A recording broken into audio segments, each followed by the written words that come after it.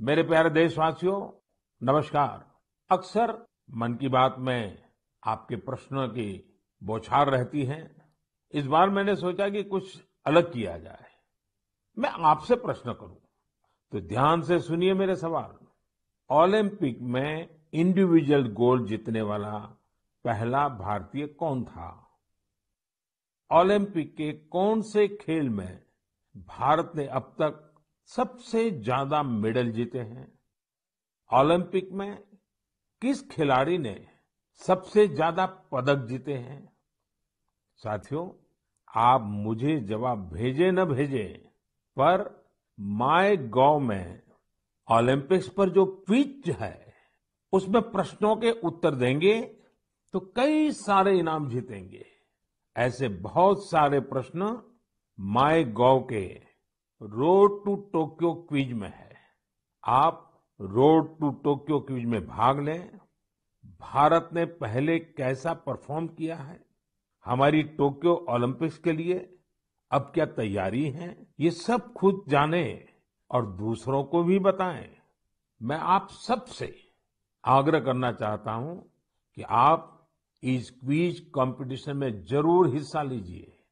साथियों, जब बात टोक्यो ओलंपिक्स की हो रही हो, तो भला मिल्खा सिंह जी जैसे लेजेंडरी एथलीट को कौन भूल सकता है। कुछ दिन पहले ही कोरोना ने उन्हें हमसे छीन लिया। जब वे अस्पताल में थे, तो मुझे उनसे बात करने का अवसर मिला था। बात करते हुए मैंने उनसे आग्रह किया था। मैंने कहा था कि आपने तो 1964 में टोक्यो ओलंपिक्स में भारत का प्रतिनिधित्व किया था, इसलिए इस बार जब हमारे खिलाड़ी ओलंपिक्स के लिए टोक्यो जा रहे हैं, तो आपको हमारे एथलीट्स का मनोबल बढ़ाना है, उन्हें अपने संदेश से प्रेरित करना है। वो खेल को लेकर इतना समर्पित और भावुक थे कि बीमारी में भी उन्होंने तुरंत ही इसके लिए हामी भर दी। लेकिन दुर्भाग्य से नियति को कुछ और मंजूर था। मुझे आज भी याद है, 2014 में वो सूरत आए थे। हम लोगों ने एक नाइट मैराथन का उद्घाटन किया था। उस समय उनसे जो गपशप हुई, खेलों के बारे में जो बात हुई, उससे मुझे भी बहुत प्रेरणा मिली थी। हम सब जानते हैं कि मिल्खा सिंह जी का पूरा परिवार स्पोर्ट्स को समर्पित रहा है, भारत का गौरव बढ़ाता रहा है। साथियों, जब टैलेंट, डेडिकेशन, डिटर्मिनेशन और स्पोर्ट्समैन स्पिरिट एक साथ मिलते हैं, तब जाकर कोई चैंपियन बनता है।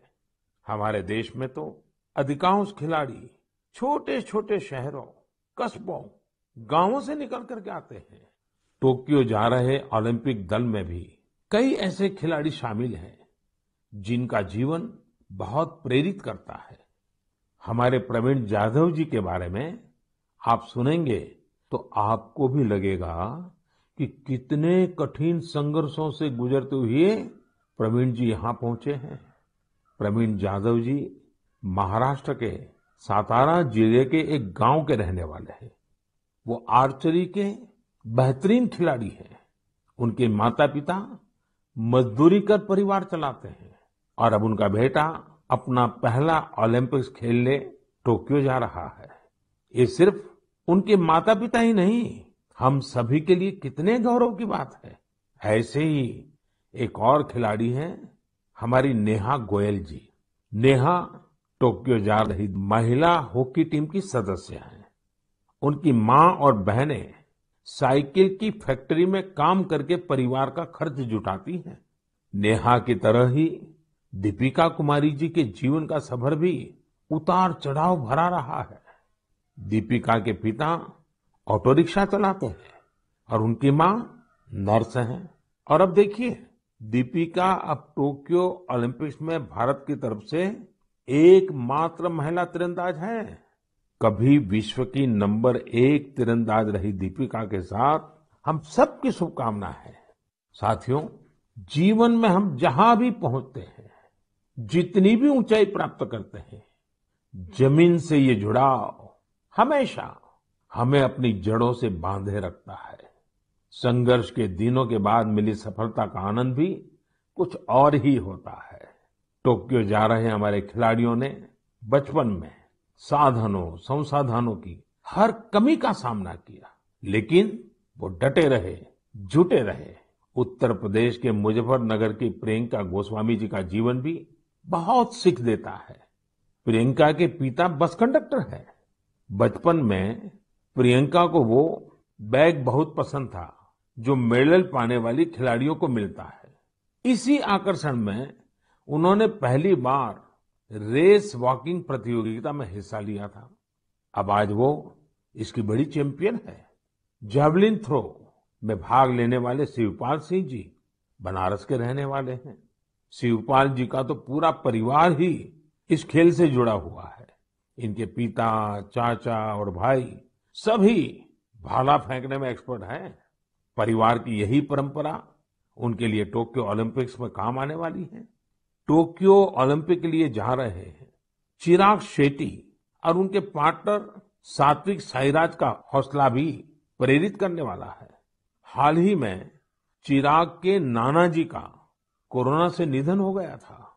सात्विक भी खुद पिछले साल कोरोना पॉजिटिव हो गए थे, लेकिन इन मुश्किलों के बाद भी ये दोनों मेंस डबल शटल कंपटीशन में अपना सर्वश्रेष्ठ देने की तैयारी में जुटे हैं। एक और खिलाड़ी से मैं आपका परिचय कराना चाहूंगा। यह है हरियाणा के भिवानी के मनीष कौशिक जी। मनीष जी खेती किसानी वाले परिवार से आते हैं। बचपन में खेतों में काम करते करते मनीष को बॉक्सिंग का शौक हो गया था। आज ये शौक उन्हें टोक्यो ले जा रहा है। एक और खिलाड़ी हैं सीए भवानी देवी जी। नाम भवानी है और ये तलवारबाजी में एक्सपर्ट है। चेन्नई के रहने वाली भवानी पहली भारतीय फेंसर है जिन्होंने ओलंपिक में क्वालिफाई किया है।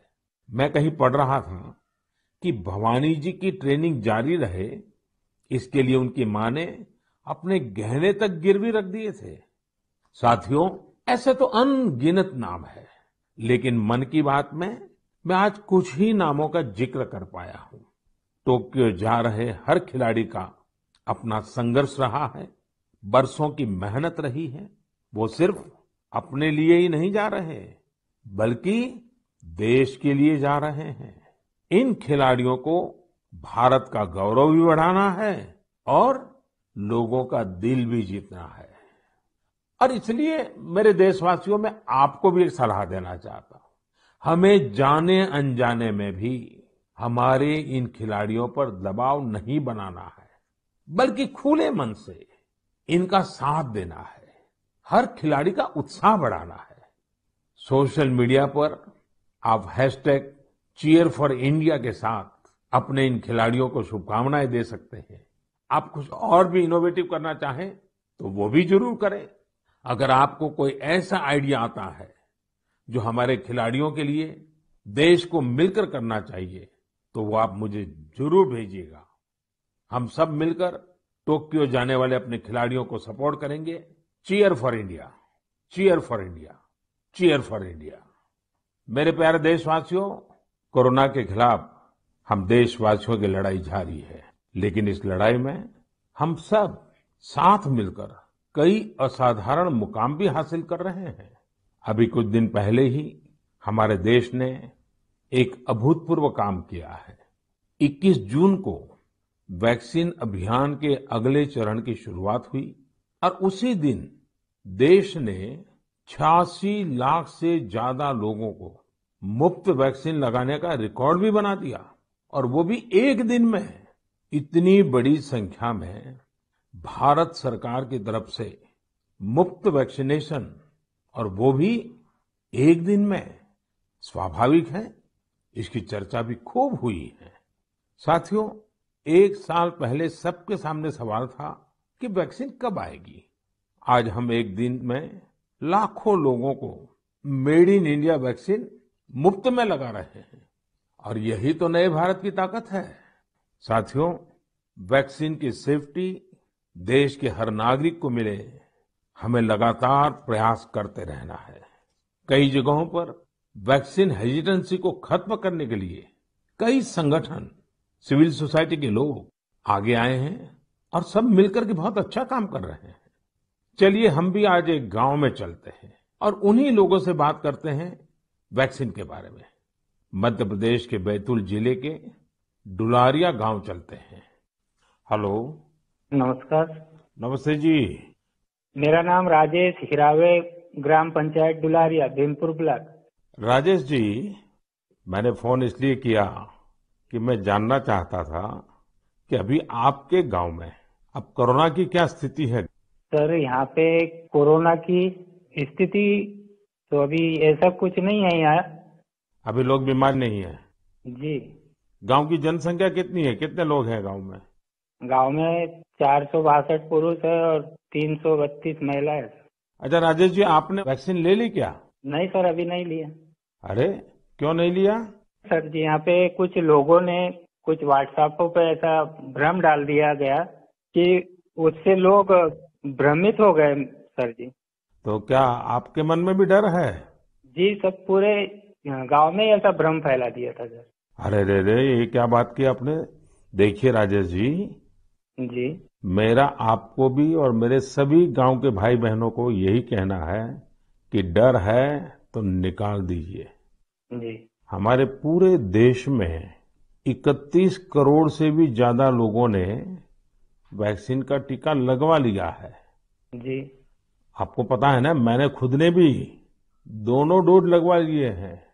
जी सर। अरे मेरी माँ तो करीब करीब 100 साल की है, उन्होंने भी दोनों डोज लगवा लिए हैं। कभी कभी किसी को इससे बुखार वगैरह आता है, पर वो बहुत मामूली होता है, कुछ घंटों के लिए ही होता है। देखिए, वैक्सीन नहीं लेना बहुत खतरनाक हो सकता है। जी। इससे आप खुद को तो खतरे में डालते ही हैं, साथ ही में परिवार और गांव को भी खतरे में डाल सकते हैं। जी।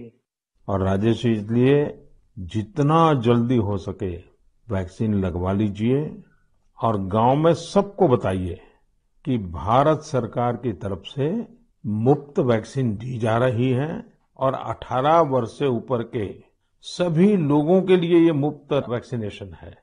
जी। जी। तो ये आप भी गांव में लोगों को बताइए, और गांव में ये डर का तो माहौल का कोई कारण ही नहीं है। कारण यही सर, कुछ लोगों ने ऐसी गलत अफवाह फैला दी जिससे लोग बहुत ही भयभीत हो गए। उसका उदाहरण देते, जैसा उस वैक्सीन को लगाने से बुखार आना, बुखार से और बीमारी फैल जाना, मतलब आदमी की मौत हो जाना, यहाँ तक के वो अफवाह फैला। हो। देखिए, आज तो इतने रेडियो, इतने टीवी, इतनी सारी खबरें मिलती हैं और इसलिए लोगों को समझाना बहुत सरल हो जाता है।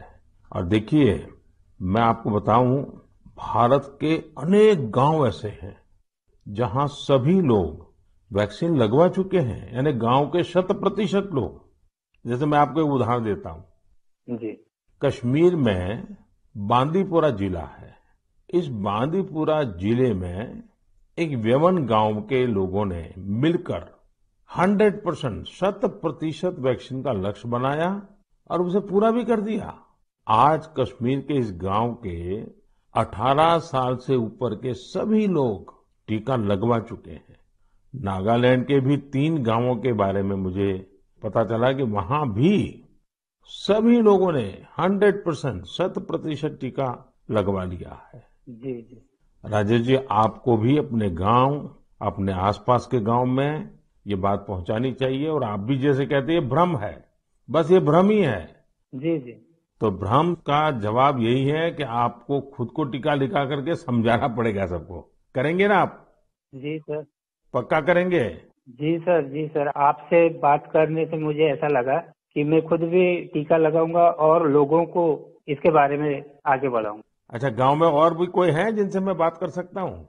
जी है सर। कौन बात करेगा? हेलो सर, नमस्कार। नमस्ते जी, कौन बोल रहे हैं? मेरा नाम है किशोरीलाल धुर्वे। तो किशोरीलाल जी, अभी राजेश जी से बात हो रही थी जी सर। और वो तो बड़े दुखी होकर के भी बता रहे थे कि वैक्सीन को लेकर लोग अलग अलग बातें करते हैं। जी। आपने भी ऐसा सुना है क्या? हाँ, सुना तो हूँ सर। वैसा क्या सुना है? क्योंकि यह है सर, ये पास में महाराष्ट्र है, तो उधर से कुछ रिश्तेदारी से जुड़े लोग मतलब कुछ अफवाह फैलाते कि वैक्सीन लेने से लोग मर रहे हैं, कोई बीमार हो रहे हैं। इस तरह लोगों के पास ज्यादा भ्रम है सर, इसलिए नहीं ले रहे। नहीं, कहते हैं क्या है, अब कोरोना चला गया ऐसा कहते हैं, जी। कोरोना से कुछ नहीं होता ऐसा कहते हैं। नहीं, कोरोना चला गया नहीं बोलते सर, कोरोना तो है बोलते, लेकिन वैक्सीन जो लेते हैं उससे मतलब बीमारी हो रहे और मर रहे, ये स्थिति बताते सर वो। अच्छा, वैक्सीन के कारण मर रहे हैं। अपना क्षेत्र आदिवासी क्षेत्र है सर, ऐसे भी लोग इसमें जल्दी डरते हैं, जो भ्रम फैला देते इस कारण से, मतलब लोग नहीं ले रहे सर वैक्सीन। देखिए किशोरलाल जी, जी हाँ ये सर। अफवाहें फैलाने वाले लोग तो अफवाहें फैलाते रहेंगे। जी। हमें तो जिंदगी बचानी है, अपने गांव वालों को बचाना है, अपने देशवासियों को बचाना है। और ये अगर कोई कहता है कि कोरोना चला गया, तो ये भ्रम में मत रहिए। जी। ये बीमारी ऐसी है, ये बहुरूपिये वाली है। जी सर। वो रूप बदलती है, नए नए रंग रूप करके पहुंच जाती है। जी। और उसमें बचने के लिए हमारे पास दो रास्ते हैं। एक तो कोरोना के लिए जो प्रोटोकॉल बना है, मास्क पहनना, साबुन से बार बार हाथ धोना, दूरी बनाए रखना। और दूसरा रास्ता है, इसके साथ साथ वैक्सीन का टीका लगवाना, वो भी एक अच्छा सुरक्षा कवच है, तो उसकी चिंता करिए। जी। अच्छा किशोरलाल जी, ये बताइए, जी सर। जब लोग आपसे बातें करते तो आप कैसे समझाते हैं लोगों को? आप समझाने का काम करते हैं कि आप भी अफवाह में आ जाते हैं? अरे समझाए क्या, वो लोग ज्यादा हो जाते सर तो हम भी भयभीत में आ जाते ना सर। देखिए किशोरलाल जी, मेरी आपसे बात हुई है, आज आप मेरे साथी हैं। जी सर। आपको डरना नहीं है और लोगों के डर को भी निकालना है। निकालोगे? जी निकालेंगे सर, लोगों के डर को भी निकालेंगे सर, मैं स्वयं भी खुद लगाऊं। देखिए, अफवाहों पर बिल्कुल ध्यान न दें। जी। आप जानते हैं हमारे वैज्ञानिकों ने कितनी मेहनत करके वैक्सीन बनाई है। जी सर। साल भर रात दिन इतने बड़े बड़े वैज्ञानिकों ने काम किया है। और इसलिए हमें विज्ञान पे भरोसा करना चाहिए, वैज्ञानिकों पर भरोसा करना चाहिए। और ये झूठ फैलाने वाले लोगों को बार बार समझाना चाहिए कि देखिए भाई, ऐसा नहीं होता है, इतने लोगों ने वैक्सीन ले लिया है, कुछ नहीं होता है। जी। और अफवाहों से बहुत बच करके रहना चाहिए, गांव को भी बचाना चाहिए। जी। और राजेश जी, किशोरलाल जी, आप जैसे साथियों को तो मैं कहूंगा कि आप अपने ही गांव में नहीं और गांवों में भी इन अफवाहों को रोकने का काम कीजिए और लोगों को बताइए मेरे से बात हुई है। जी सर। बता दीजिए, मेरा नाम बता दीजिए। बताएंगे सर और समझाएंगे लोगों को और स्वयं भी लेंगे। देखिए, आपके पूरे गांव को मेरी तरफ से शुभकामनाएं दीजिए। जी सर। और सभी से कहिए कि जब भी अपना नंबर आए, जी। वैक्सीन जरूर लगवाएं। ठीक है सर। मैं चाहूंगा कि गांव की महिलाओं को, हमारी माताओं बहनों को जी सर। इस काम में ज्यादा से ज्यादा जोड़िए और सक्रियता के साथ उनको साथ रखिए। जी। कभी कभी माताएं बहनें बात कहती है ना, लोग जल्दी मान जाते हैं। जी। आपके गांव में जब टीकाकरण पूरा हो जाए तो मुझे बताएंगे आप? हाँ बताएंगे सर। पक्का बताएंगे? जी। देखिए, मैं इंतजार करूंगा आपकी चिट्ठी का। जी सर। चलिए राजेश जी, किशोर जी, बहुत बहुत धन्यवाद, आपसे बात करने का मौका मिला। धन्यवाद सर, आपने हमसे बात किया है, बहुत बहुत धन्यवाद आपको भी। साथियों, कभी न कभी ये विश्व के लिए केस स्टडी का विषय बनेगा कि भारत के गांव के लोगों ने, हमारे वनवासी आदिवासी भाई बहनों ने इस कोरोना काल में किस तरह अपने सामर्थ्य और सूझबूझ का परिचय दिया। गांव के लोगों ने क्वारंटाइन सेंटर बनाए, स्थानीय जरूरतों को देखते हुए कोविड प्रोटोकॉल बनाए। गांव के लोगों ने किसी को भूखा नहीं सोने दिया, खेती का काम भी रुकने नहीं दिया। नजदीक के शहरों में दूध, सब्जियां, ये सब हर रोज पहुंचता रहे, ये भी गांव ने सुनिश्चित किया। यानी खुद को संभाला, औरों को भी संभाला। ऐसे ही हमें वैक्सीनेशन अभियान में भी करते रहना है। हमें जागरूक रहना भी है और जागरूक करना भी है। गांव में हर एक व्यक्ति को वैक्सीन लग जाए, ये हर गांव का लक्ष्य होना चाहिए। याद रखिए, और मैं तो आपको खास रूप से कहना चाहता हूं, आप एक सवाल अपने मन में पूछिए। हर कोई सफल होना चाहता है, लेकिन निर्णायक सफलता का मंत्र क्या है? निर्णायक सफलता का मंत्र है निरंतरता। इसलिए हमें सुस्त नहीं पड़ना है, किसी भ्रांति में नहीं रहना है। हमें सतत प्रयास करते रहना है, कोरोना पर जीत हासिल करनी है। मेरे प्यारे देशवासियों, हमारे देश में अब मानसून का सीजन भी आ गया है। बादल जब बरसते हैं तो केवल हमारे लिए नहीं बरसते, बल्कि बादल आने वाली पीढ़ियों के लिए भी बरसते हैं। बारिश का पानी जमीन में जाकर इकट्ठा भी होता है, जमीन के जल स्तर को भी सुधारता है, और इसलिए मैं जल संरक्षण को देश सेवा का ही एक रूप मानता हूँ। आपने भी देखा होगा, हम में से कई लोग इस पुण्य को अपनी जिम्मेदारी मानकर लगे रहे हैं। ऐसे ही एक शख्स हैं उत्तराखंड के पौड़ी गढ़वाल के सच्चिदानंद भारती जी। भारती जी एक शिक्षक हैं और उन्होंने अपने कार्यों से भी लोगों को बहुत अच्छी शिक्षा दी है। आज उनकी मेहनत से ही पौड़ी गढ़वाल के उफरैंखाल क्षेत्र में पानी का बड़ा संकट समाप्त हो गया। जहां लोग पानी के लिए तरसते थे, वहां आज साल भर जल की आपूर्ति हो रही है। साथियों, पहाड़ों में जल संरक्षण का एक पारंपरिक तरीका रहा है, जिसे चाल खाल भी कहा जाता है, यानी पानी जमा करने के लिए बड़ा सा गड्ढा खोदना। इस परंपरा में भारती जी ने कुछ नए तौर तरीकों को जोड़ दिया। उन्होंने लगातार छोटे बड़े तालाब बनवाए। इससे न सिर्फ उफरैंखाल की पहाड़ी हरी भरी हुई, बल्कि लोगों की पेयजल की दिक्कत भी दूर हो गई। आप ये जानकर हैरान रह जाएंगे कि भारती जी ऐसी 30,000 से अधिक जल तलैया बनवा चुके हैं। 30,000। उनका ये भगीरथ कार्य आज भी जारी है और अनेक लोगों को प्रेरणा दे रहे हैं। साथियों, इसी तरह यूपी के बांदा जिले में अंधाव गांव के लोगों ने भी एक अलग ही तरह का प्रयास किया है। उन्होंने अपने अभियान को बड़ा ही दिलचस्प नाम दिया है, खेत का पानी खेत में, गांव का पानी गांव में। इस अभियान के तहत गांव के कई 100 बीघे खेतों में ऊंची ऊंची मेड़ बनाई गई है। इससे बारिश का पानी खेत में इकट्ठा होने लगा और जमीन में जाने लगा। अब ये सब लोग खेतों की मेड़ पर पेड़ लगाने की भी योजना बना रहे हैं। यानी अब किसानों को पानी, पेड़ और पैसा तीनों मिलेगा। अपने अच्छे कार्यों से पहचान तो उनके गांव की दूर दूर तक वैसे भी हो रही है। साथियों, इन सभी से प्रेरणा लेते हुए हम अपने आसपास जिस भी तरह से पानी बचा सकते हैं, हमें बचाना चाहिए। मानसून के इस महत्वपूर्ण समय को हमें गंवाना नहीं है। मेरे प्यारे देशवासियों, हमारे शास्त्रों में कहा गया है, नास्ति मूलम अनौषधम, अर्थात पृथ्वी पर ऐसी कोई वनस्पति ही नहीं है जिसमें कोई न कोई औषधीय गुण न हो।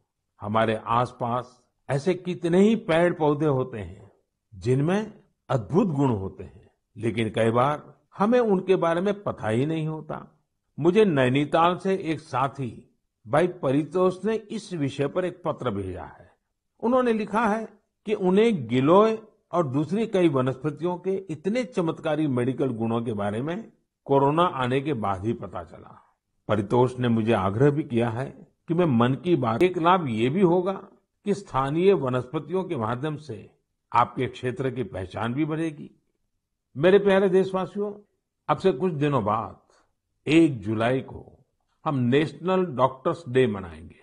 ये दिन देश के महान चिकित्सक और स्टेट्समैन डॉक्टर बीसी राय की जन्म जयंती को समर्पित है। कोरोना काल में डॉक्टर्स के योगदान के हम सब आभारी हैं। हमारे डॉक्टर्स ने अपनी जान की परवाह न करते हुए हमारी सेवा की है। इसलिए इस बार नेशनल डॉक्टर्स डे और भी खास हो जाता है। साथियों, मेडिसिन की दुनिया के सबसे सम्मानित लोगों में से एक हिपोक्रेट्स ने कहा था, wherever the art of medicine is loved, there is also a love of humanity. यानी जहां आर्ट ऑफ मेडिसिन के लिए प्रेम होता है, वहां मानवता के लिए भी प्रेम होता है। डॉक्टर्स इसी प्रेम की शक्ति से ही हमारी सेवा कर पाते हैं। इसलिए हमारा ये दायित्व है कि हम उतने ही प्रेम से उनका धन्यवाद करें, उनका हौसला बढ़ाएं। वैसे हमारे देश में कई लोग ऐसे भी हैं जो डॉक्टर्स की मदद के लिए आगे बढ़कर काम करते हैं। श्रीनगर से एक ऐसे ही प्रयास के बारे में मुझे पता चला। यहाँ डल झील में एक बोट एम्बुलेंस सर्विस की शुरुआत की गई। इस सेवा को श्रीनगर के तारिक अहमद पटलू जी ने शुरू किया, जो एक हाउस बोट ओनर है। उन्होंने खुद भी कोविड-19 से जंग लड़ी है और इसी से उन्हें एम्बुलेंस सर्विस शुरू करने के लिए प्रेरित किया। उनकी इस एम्बुलेंस से लोगों को जागरूक करने का अभियान भी चल रहा है। वो लगातार एम्बुलेंस से अनाउंसमेंट भी कर रहे हैं। कोशिश यही है कि लोग मास्क पहनने से लेकर दूसरी हर जरूरी सावधानी बरतें। साथियों, डॉक्टर्स डे के साथ ही 1 जुलाई को चार्टर्ड अकाउंटेंट्स डे भी मनाया जाता है।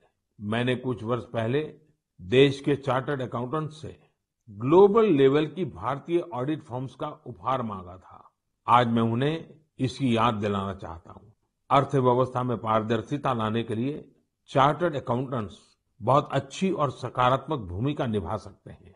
मैं सभी चार्टर्ड अकाउंटेंट्स, उनके परिवार के सदस्यों को अपनी शुभकामनाएं देता हूँ। मेरे प्यारे देशवासियों, कोरोना के खिलाफ भारत की लड़ाई की एक बड़ी विशेषता है। इस लड़ाई में देश के हर व्यक्ति ने अपनी भूमिका निभाई है। मैंने मन की बात में अक्सर इसका जिक्र किया है, लेकिन कुछ लोगों को शिकायत भी रहती है कि उनके बारे में उतनी बात नहीं हो पाती है। अनेक लोग, चाहे बैंक स्टाफ हो, टीचर्स हो, छोटे व्यापारी या दुकानदार हो, दुकानों में काम करने वाले लोग हो, रेहड़ी पटरी वाले भाई बहन हो, सिक्योरिटी वॉचमैन या फिर पोस्टमैन और पोस्ट ऑफिस के कर्मचारी, दरअसल यह लिस्ट बहुत ही लंबी है और हर किसी ने अपनी भूमिका निभाई है। शासन प्रशासन में भी कितने ही लोग अलग अलग स्तर पर जुटे रहे हैं। साथियों, आपने संभवतः भारत सरकार में सचिव रहे गुरुप्रसाद महापात्र जी का नाम सुना होगा। मैं आज मन की बात में उनका जिक्र भी करना चाहता हूँ। गुरुप्रसाद जी को कोरोना हो गया था। वो अस्पताल में भर्ती थे और अपना कर्तव्य भी निभा रहे थे। देश में ऑक्सीजन का उत्पादन बढ़े, दूर सुदूर इलाकों तक ऑक्सीजन पहुंचे, इसके लिए उन्होंने दिन रात काम किया। एक तरफ कोर्ट कचहरी का चक्कर, मीडिया का प्रेशर, एक साथ कई मोर्चों पर वो लड़ते रहे। बीमारी के दौरान उन्होंने काम करना बंद नहीं किया। मना करने के बाद भी वो जीत करके ऑक्सीजन पर होने वाली वीडियो कॉन्फ्रेंस में भी शामिल हो जाते थे। देशवासियों की इतनी चिंता थी उन्हें, वो अस्पताल के बेड पर खुद की परवाह किए बिना देश के लोगों तक ऑक्सीजन पहुंचाने के लिए इंतजाम में जुटे रहे। हम सबके लिए दुखद है कि इस कर्मयोगी को भी देश ने खो दिया है। कोरोना ने उन्हें हमसे छीन लिया है। ऐसे अनगिनत लोग हैं जिनकी चर्चा कभी हो नहीं पाई। ऐसे हर व्यक्ति को हमारी श्रद्धांजलि यही होगी कि हम कोविड प्रोटोकॉल का पूरी तरह पालन करें, वैक्सीन जरूर लगवाएं। मेरे प्यारे देशवासियों, मन की बात की सबसे अच्छी बात यह है कि इसमें मुझसे ज्यादा आप सबका योगदान रहता है। अभी मैंने माय गॉव में एक पोस्ट देखी जो चेन्नई के थिरु आर गुरुप्रसाद जी की है। उन्होंने जो लिखा है वो जानकर आपको भी अच्छा लगेगा। उन्होंने लिखा है कि वो मन की बात प्रोग्राम के रेगुलर लिसनर है। गुरुप्रसाद जी की पोस्ट से अब मैं कुछ पंक्तियां कोट कर रहा हूं। उन्होंने लिखा है, जब भी आप तमिलनाडु के बारे में बात करते हैं तो मेरा इंटरेस्ट और भी बढ़ जाता है। आपने तमिल भाषा और तमिल संस्कृति की महानता, तमिल त्योहारों और तमिलनाडु के प्रमुख स्थानों की चर्चा की है। गुरुप्रसाद जी आगे लिखते हैं कि मन की बात में मैंने तमिलनाडु के लोगों की उपलब्धियों के बारे में भी कई बार बताया है। थिरुकुरल के प्रति आपके प्यार और थिरुवल्लुवर जी के प्रति आपके आदर का तो कहना ही क्या। इसलिए मैंने मन की बात में आपने जो कुछ भी तमिलनाडु के बारे में बोला है उन सबको संकलित कर एक ई बुक तैयार की है। क्या आप इस ई बुक को लेकर कुछ बोलेंगे और इसे नमो ऐप पर भी रिलीज करेंगे? धन्यवाद। ये मैं गुरुप्रसाद जी का पत्र आपके सामने पढ़ रहा था। गुरुप्रसाद जी, आपकी ये पोस्ट पढ़कर बहुत आनंद आया। अब आप अपनी ई बुक में एक और पेज जोड़ दीजिए। नान तमिल कला चाराक्तिन पेरिये अभिमानी, नान उलगतलये पलमयान तमिल मोलियन पेरिये अभिमानी। उच्चारण का दोष अवश्य होगा, लेकिन मेरा प्रयास और मेरा प्रेम कभी भी कम नहीं होगा। जो तमिल भाषी नहीं है उन्हें मैं बताना चाहता हूँ, गुरु प्रसाद जी को मैंने कहा है, मैं तमिल संस्कृति का बहुत बड़ा प्रशंसक हूँ। मैं दुनिया की सबसे पुरानी भाषा तमिल का बड़ा प्रशंसक हूँ। साथियों, हर हिंदुस्तानी को विश्व की सबसे पुरातन भाषा हमारे देश की है, इसका गुणगान करना ही चाहिए, उस पर गर्व महसूस करना चाहिए। मैं भी तमिल को लेकर बहुत गर्व करता हूँ। गुरु प्रसाद जी, आपका ये प्रयास मेरे लिए एक नई दृष्टि देने वाला है, क्योंकि मैं मन की बात करता हूँ तो सहज सरल तरीके से अपनी बात रखता हूँ। मुझे नहीं मालूम था कि इसका ये भी एक एलिमेंट था। आपने जब पुरानी सारी बातों को इकट्ठा किया तो मैंने भी उसे एक बार नहीं बल्कि 2 बार पढ़ा। गुरु प्रसाद जी, आपकी इस बुक को मैं नमो ऐप पर जरूर अपलोड करवाऊंगा। भविष्य के प्रयासों के लिए आपको बहुत बहुत शुभकामनाएं। मेरे प्यारे देशवासियों, आज हमने कोरोना की कठिनाइयों और सावधानियों पर बात की। देश और देशवासियों की कई उपलब्धियों पर भी चर्चा की। अब एक और बड़ा अवसर भी हमारे सामने है। 15 अगस्त भी आने वाला है। आजादी के 75 वर्ष का अमृत महोत्सव हमारे लिए बहुत बड़ी प्रेरणा है। हम देश के लिए जीना सीखें। आजादी की जंग देश के लिए मरने वालों की कथा है। आजादी के बाद के इस समय को हमें देश के लिए जीने वालों की कथा बनाना है। हमारा मंत्र होना चाहिए इंडिया फर्स्ट।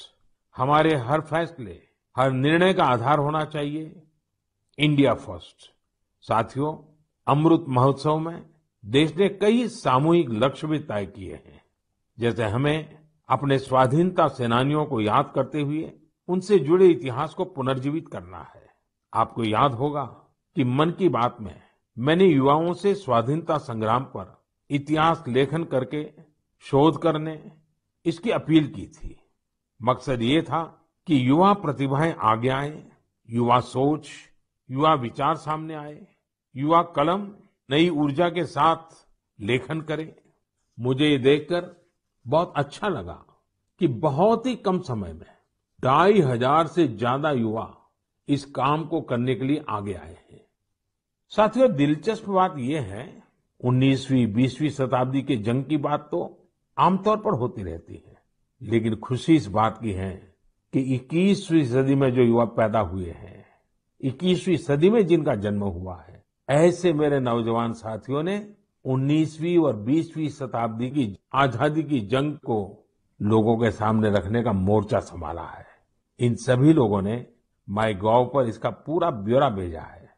ये लोग हिंदी, इंग्लिश, तमिल, कन्नड़ा, बांग्ला, तेलुगु, मराठी, मलयालम, गुजराती ऐसी देश की अलग अलग भाषाओं में स्वाधीनता संग्राम पर लिखेंगे। कोई स्वाधीनता संग्राम से जुड़े रहे अपने आसपास के स्थानों की जानकारी जुटा रहा है, तो कोई आदिवासी स्वाधीनता सेनानियों पर किताब लिख रहा है। एक अच्छी शुरुआत है। मेरा आप सभी से अनुरोध है कि अमृत महोत्सव से जैसे भी जुड़ सकते हैं जरूर जुड़े। ये हमारा सौभाग्य है कि हम आजादी के 75 वर्ष के पर्व का साक्षी बन रहे हैं। इसलिए अगली बार जब हम मन की बात में मिलेंगे तो अमृत महोत्सव की और तैयारियों पर भी बात करेंगे। आप सब स्वस्थ रहिए, कोरोना से जुड़े नियमों का पालन करते हुए आगे बढ़िए। अपने नए नए प्रयासों से देश को ऐसे ही गति देते रहिए। इन्हीं शुभकामनाओं के साथ बहुत बहुत धन्यवाद।